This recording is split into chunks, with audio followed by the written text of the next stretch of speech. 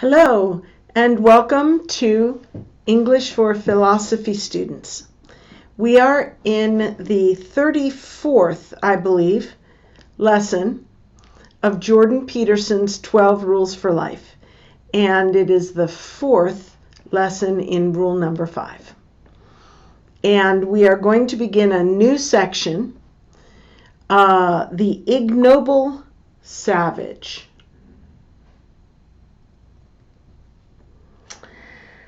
Let's read.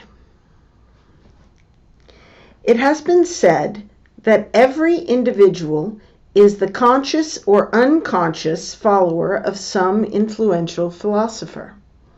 The belief that children have an intrinsically unsullied spirit, damaged only by culture and society, is derived in no small part from the 18th century Genevan French philosopher Jean-Jacques Rousseau. Rousseau was a fervent believer in the corrupting influence of human society and private ownership alike. He claimed that nothing was so gentle and wonderful as man in his pre-civilized state. At precisely the same time, noting his inability as a father, he abandoned 5 of his children to the tender and fatal mercies of the orphanages of the time. So, it has been said means some people say, maybe it's true, that every individual, every person, is the conscious or unconscious follower of some influential philosopher. So whether we know who we are following and why, or maybe we don't know who we are following, but we are following some philosophy and influential philosopher. The idea that children have an intrinsically unsullied spirit. So children are clean. Unsullied means not dirty. Spirit. So a clean, pure spirit. Damaged only by culture and society. The idea is people are born good and then society corrupts them. This belief is derived in no small part. In no small part means largely or mainly. So this belief mainly comes from, is derived from, the 18th century philosopher Rousseau. Rousseau was a believer in the corrupting influence of human society and private ownership. So, private ownership. If private ownership corrupts you, the guy was a communist. And if human society corrupts you, then I guess he maybe was an anarchist, maybe, or maybe he believed people should stay away from each other. He claimed, so it's his assertion, that nothing was so gentle and wonderful as man in his pre-civilized state. So this means man before he is socialized is gentle and wonderful.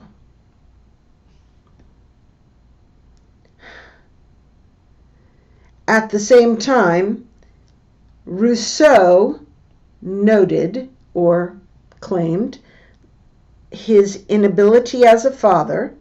So, claiming he was a bad father, he abandoned 5 of his children to the fatal mercies, the tender mercies Tender mercies is a euphemism in English for cruelty, really.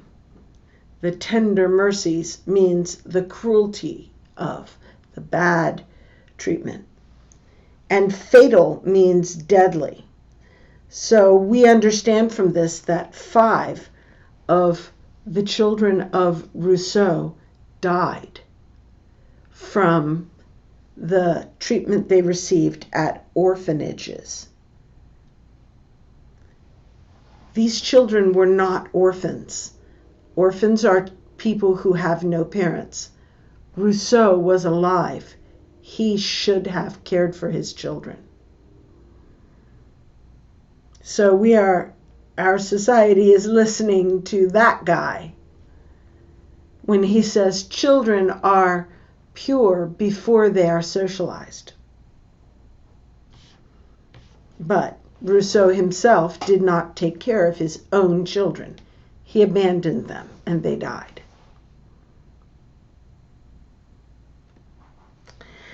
The noble savage Rousseau described, however, was an ideal, an abstraction, archetypal and religious, and not the flesh and blood,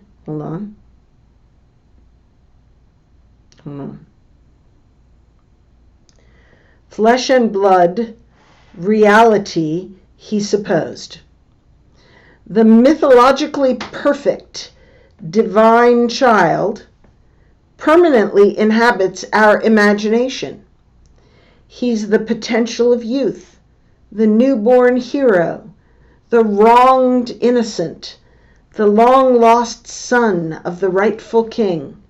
He's the intimations of immortality that accompany our earliest experiences.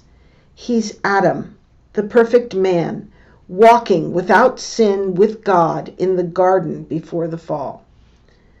But human beings are evil as well as good, and the darkness that dwells forever in our souls is also there, in no small part, in our younger selves.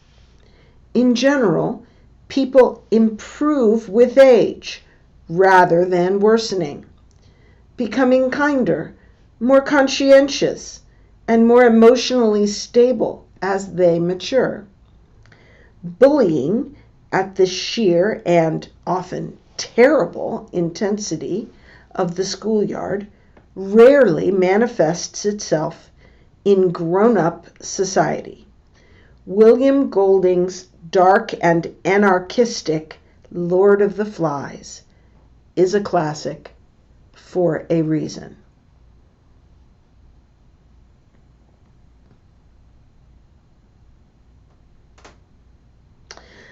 Okay, noble savage. We have a concept, an idea of we see it in America, pictures of beautiful Indians, noble Indians, Indians that are virtuous and pure and good. And the idea is that white Europeans came and killed them, and the white Europeans were bad. They were mean and contemptible and petty and low and evil. And they came and killed these noble Indians. So this is a concept we have, the noble savage. Now, Rousseau described the noble savage. The noble savage that Rousseau described, however means in contrast to the above, this noble savage was an ideal, not a flesh and blood child or person. He was an ideal, an abstraction.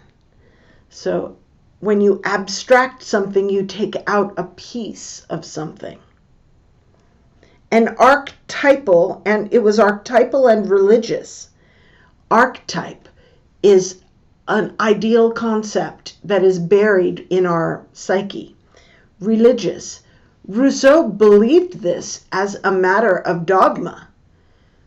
Christians believe in the depravity of man as a matter of dogma. Rousseau believed in the perfection of man as an article of religious dogma. So this noble savage that Rousseau described was an ideal and not the flesh and blood reality that he supposed. So Rousseau believed that what he was teaching was literally true, that children were pure and good. Here are some examples of what Rousseau taught. The mythologically divine, perfect child permanently inhabits our imagination. So in our imagination, we have this concept of the mythologically perfect divine child. This is an archetype in our brain. This is an ideal that we all have in our psyche. He is the potential of youth. Potential means in the future, this child could do great things, but he hasn't done it yet. The newborn hero. All of these are themes in classic literature. The wronged innocent. Innocent child who has been wronged or sinned against. The long-lost son of the rightful king. You can easily think of fairy tales and stories with this type of character. He's the intimations of immortality that accompany our earliest experiences. When we are children, we think we are immortal and we think we are great. And this archetype of perfect child is part of this. He's Adam, the perfect man, walking without sin with God in the garden before the fall. This is Genesis, the first chapters of the book of Genesis in the Bible. But now we have the opposite coming. And Jordan Peterson is now going to tell what he believes is true. This up here is mythological. What's coming is true. Human beings are evil as well as good. We are both evil and good. We are not only good, nor are we only evil. We are evil and good. And the darkness that dwells forever in our souls is also there in no small part. Remember, that means largely. In our younger selves. So the darkness is in our younger selves. Largely. So our younger selves have more darkness than we will have when we get older. Generally, in general, people improve with age rather than worsening. So Rousseau says they start out perfect and then they are corrupted by society. But Jordan Peterson says he observes in general people improve. They get better as they get older. Society doesn't corrupt them. They become kinder, more conscientious. Conscientious means wanting to do the right thing. More emotionally stable as they mature. So as people mature, they get better, not worse. Rousseau would say they get worse because they're being corrupted. Bullying at the sheer and often terrible intensity of the schoolyard. This phrase means bullying of a strong nature.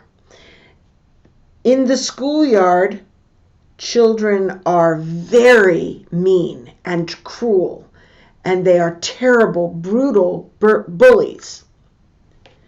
They are intense bullies, terrible bullies. So, bullying, to the degree you see it in children, rarely manifests itself in grown-up society. Rarely means almost never.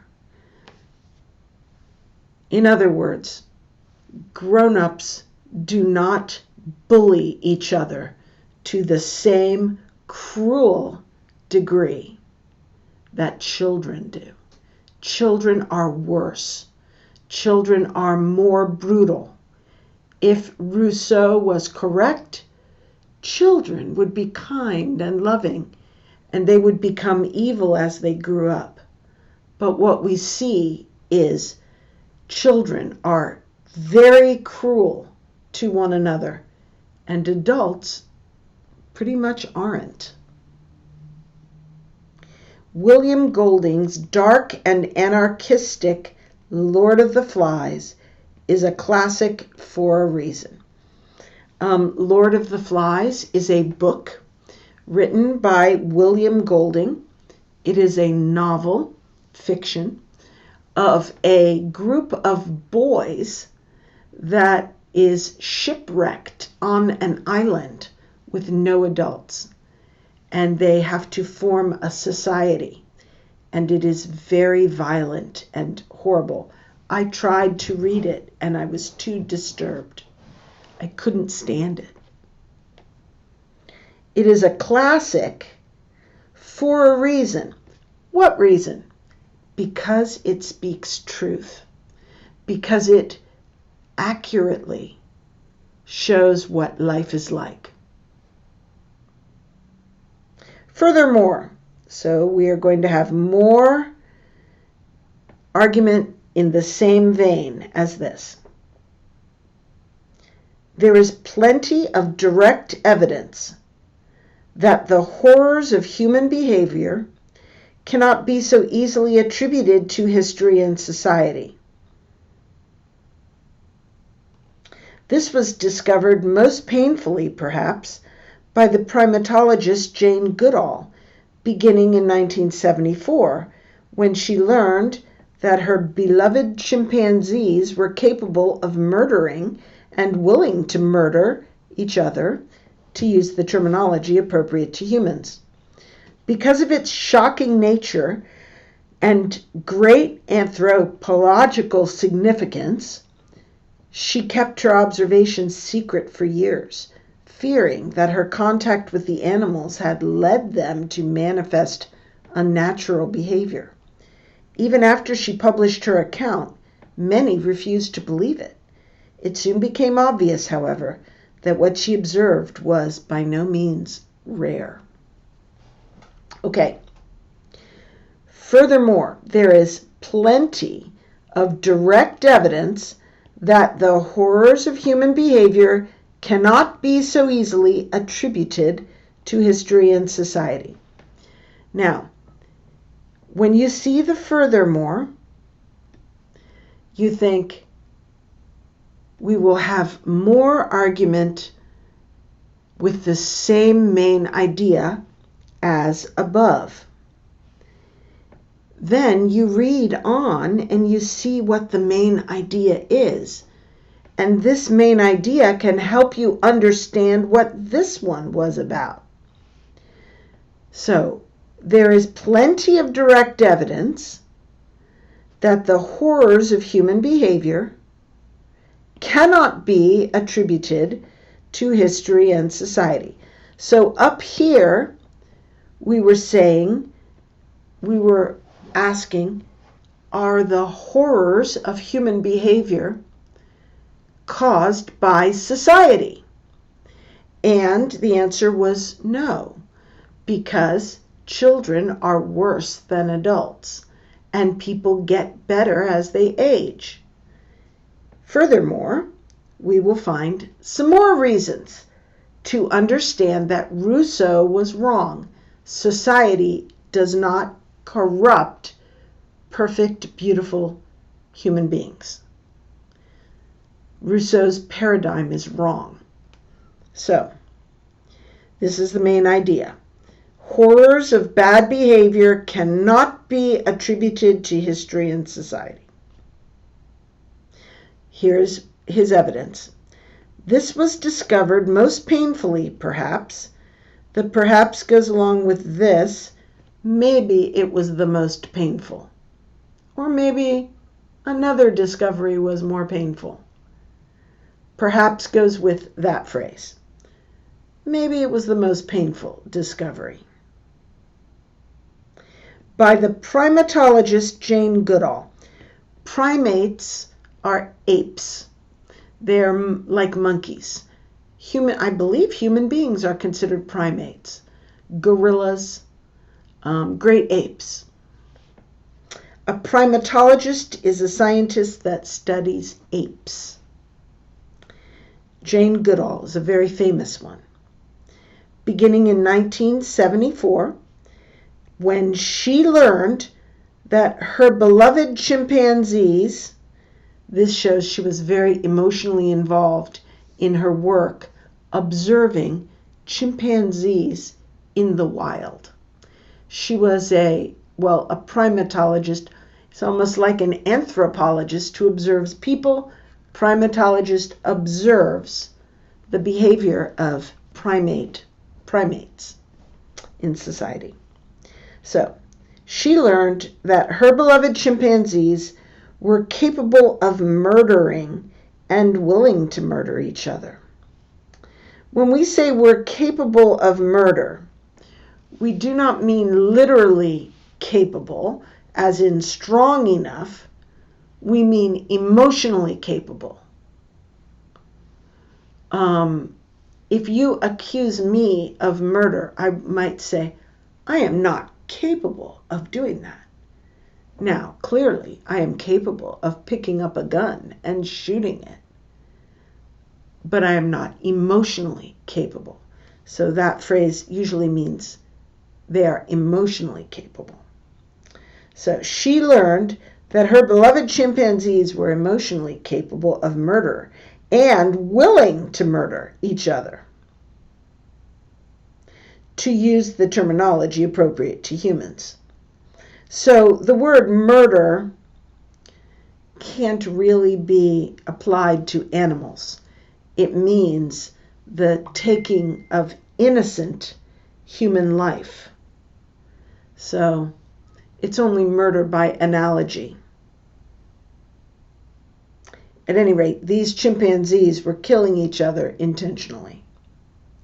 Because of its shocking nature and great anthropological significance, she kept her observations secret for years.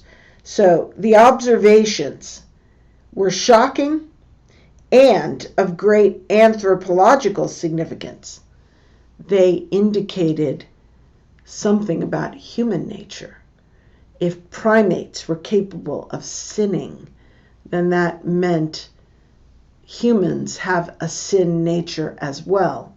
And it is not just society or capitalism that corrupts.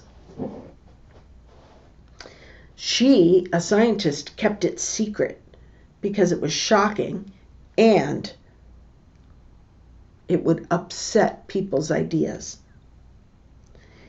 Fearing that her contact with the animals had led them to manifest unnatural behavior. Okay, because of its shocking nature and great anthropological significance, she kept her observations secret for years. All the while, fearing, during that time period, she was afraid that her contact with the animals had led them to manifest unnatural behavior. So she thought, maybe chimpanzees don't really have a sin nature. Maybe I have corrupted them. She was afraid of that. Even after she published her account, many people refused to believe it because of its great anthropological significance. It makes people change from thinking that people are basically good to having to think that people have depravity, like Christianity teaches. The Enlightenment man believed, they abandoned Christianity and accepted the idea that human beings are basically good. And people didn't want to give that up and have to go back to a Christian view of sinners needing a savior. It soon became obvious, however, previously they are saying, I don't believe these observations. Maybe Jane Goodall corrupted those chimps, and they are basically good. However, it became obvious that what she observed was by no means rare. This means not. What she observed was not rare. Not at all. This is an emphatic not. Which means her observations were common to all chimpanzees, not specific only to the ones she interacted with or a very small number of them. So, we learn in this paragraph that the horrors of human behavior cannot be attributed to history and society if you consider the evidence from primatology that our near neighbor, our cousin, the chimpanzee, also has a sin nature. They murder. They are evil. They are not uncorrupted and good and noble. And if they aren't, why do we think we are? We believe that we are evolved primates as well. It casts light on the nature of human beings from an evolutionary perspective. Bluntly put, so this means he will make it simple. Chimpanzees conduct intertribal warfare. Furthermore, they do it with almost unimaginable brutality. Okay, so that's our main idea here.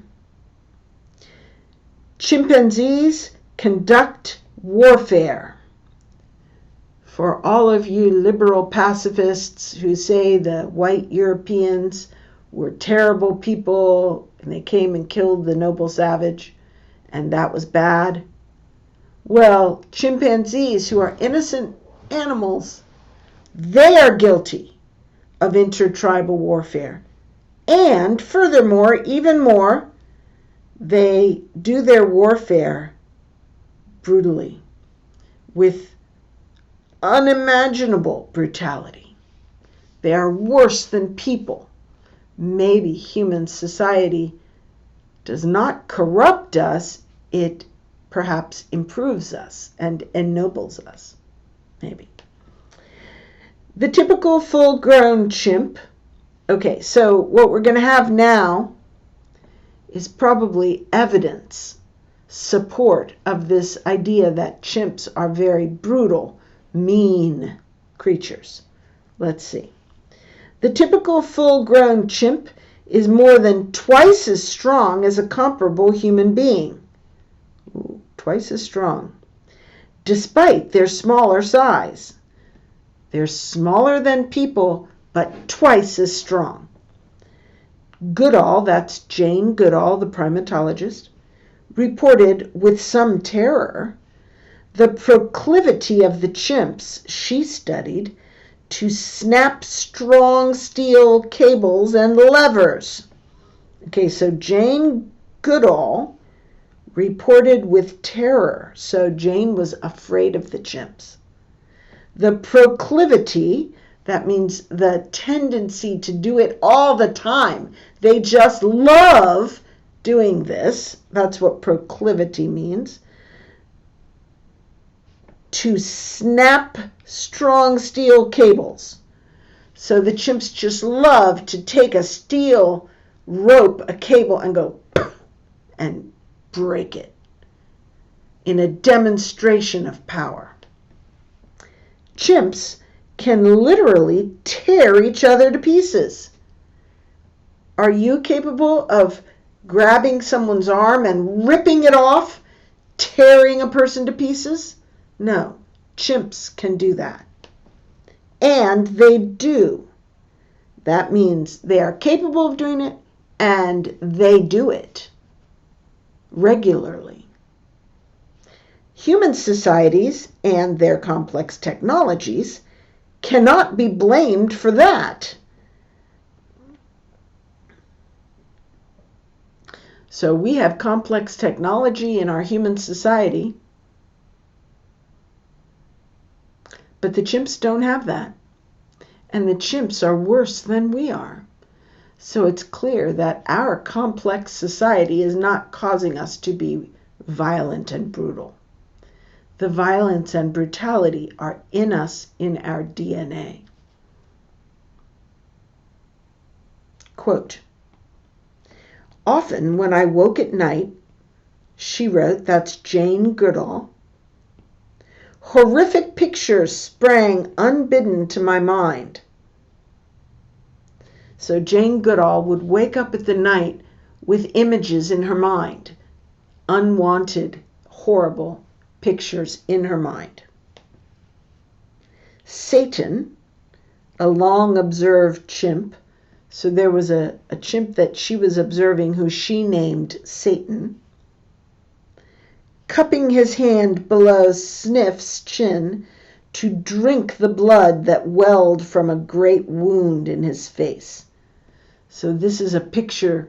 Jane Goodall has been traumatized by seeing the brutality of these chimpanzees.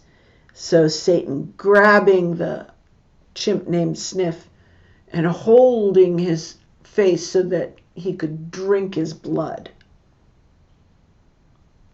Jomeo tearing a strip of skin from Dee's thigh. Just ripping skin off the thigh. Fegan charging and hitting again and again the stricken, quivering body of Goliath, one of his childhood heroes. So when Fegan was a juvenile, when he was a child chimp, he looked up to Goliath as a hero. Jane observed these chimps for years, decades. So she saw them as children and then they grew up. And then we have Fegan, grown up, charging and hitting again and again the stricken, quivering body of Goliath. Body suggests that Goliath was dead or dying. And Fegan kept charging and hitting him over and over. Small gangs of adolescent chimps, mostly male, roam the borders of their territory. If they encounter foreigners, even chimps they once knew who had broken away from the now too large group, and if they outnumber them, the gang will mob and destroy them without mercy. So all of these are images that come to mind in the night when Jane Goodall wakes up and she's traumatized by these images of terrible brutality. So we have small gangs of mostly adolescent boys who roam around our cities. And if they encounter others, even others they may have known before who used to be in the gang, if possible, they will attack and destroy them. Human beings do that, and chimps do that. It's apparently a natural part of our DNA, of our animal nature. It is not true that children are born good. At least it's not true that chimpanzees are born good. And we also are primates. Let's see. Chimps don't have much of a superego. And it is prudent to remember that the human capacity for self-control may also be overestimated. I studied psychology years ago, and you have the id, the ego, and the superego. And I think the superego is the conscience. It's the higher man. It's the spiritual nature. Chimps don't have much of that. And it is prudent to remember that the human capacity for self-control may also be overestimated. Maybe we don't have much of it either, in other words. Careful perusal of a book as shocking and horrific as Iris Chang's The Rape of Nanking, which describes the brutal decimation of that Chinese city by the invading Japanese, will disenchant even a committed romantic. Okay, so let's look at this complex sentence. All right, will disenchant a committed romantic. Careful perusal of this book will disenchant a committed romantic, even a committed romantic. So, the main idea of the sentence, if you have a person who has a romantic view of human nature, who thinks children are born pure, and society is what corrupts us, if they read this book, they will give up that idea. Which book? Well, it's a shocking and horrific book. Horrific is one of the strongest words we could use in English. Of the contents are terrible. Iris Chang is the author, and the title is The Rape of Nanking. This is not fiction. This is history. It chronicles, it describes the true story of what happened when Japan invaded the Chinese city Nanking. The Japanese were unbelievably, horrifically brutal. They did terrible things, I've heard. I can hardly mention them. Probably just as bad as the chimps. This definitely disproves the idea that human beings are basically good without evil inside of them. And the less said about Unit 731, a covert Japanese biological warfare research unit established at that time, the better. The less said, the better. That phrase, the less said, the better, means we shouldn't even talk about this. It's so bad, I don't even want to mention it. I could say the less said about the rape of Nanking, the better, because mentioning it is bad and upsetting. So the less said about Unit 731, the better. Unit 731 must be terrible. It is a covert, so undercover, Japanese biological warfare research unit, established at the same time as the rape of Nanking. I can't even imagine what they were preparing to release into their enemies. Read about it at your peril. That means if you read it, it will injure you. I am warning you not to read it, but if you do, you will be injured. That's what do it at your peril means. You will probably be hurt. You have been warned. So this is such bad stuff done by human beings that it's traumatizing just to read about it. So this pretty much proves that human beings are not basically good, but at least we are a mixture of good and evil, at least. This does not replace Rousseau's paradigm, but it definitely gives lie to Rousseau's paradigm. It pokes holes in Rousseau's paradigm. I subscribe to the Christian paradigm, which is that we are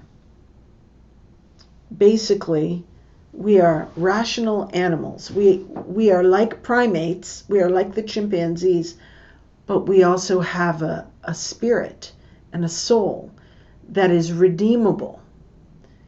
And through the rebirth, through Jesus Christ, and through the indwelling Holy Spirit, we can become like an angel, like the noble savage, like a great saint. But in the absence of civilizing society and regeneration in our spirit, we are not good and not likely to manifest a virtuous life. Okay, I need to stop a little early tonight because, wait, let's make sure this is the end of the paragraph. Yeah. Because I have to babysit the grandchildren.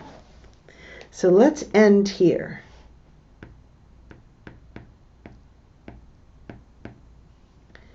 And pick it up again next week. See you later.